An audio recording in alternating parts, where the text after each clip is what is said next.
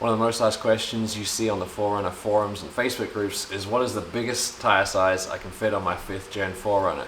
Now there's kind of two answers to that question. If you want to take the easy route, you can go with a 275 70 17 and call it a day. If you're okay with doing some easy light modifications, you can fit a 285 70 17, and that's what I have on here. All you really need is a 10mm ratchet, flathead screwdriver, and a 1/4" drill. There are 3 screws that hold on the front mudguard and 1 plastic tab.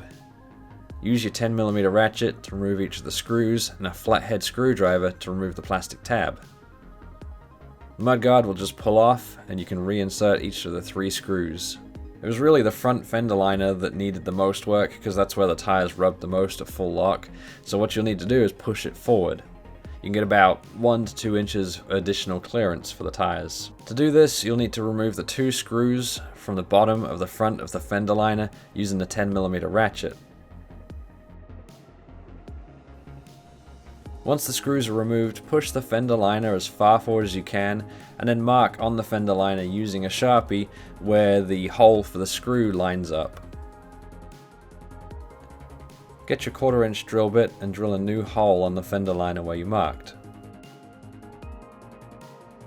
Push the fender liner forward again and reinsert the front screw into the new hole that you just drilled, and this will hold it forward for you. With this quick and simple mod, you'll now find that the larger tires will fit without rubbing. If you want to take your 4Runner off-road, I still suggest lifting the vehicle so you don't get as much up travel, or maybe extending the bump stops so it doesn't rub the top of the fender liners.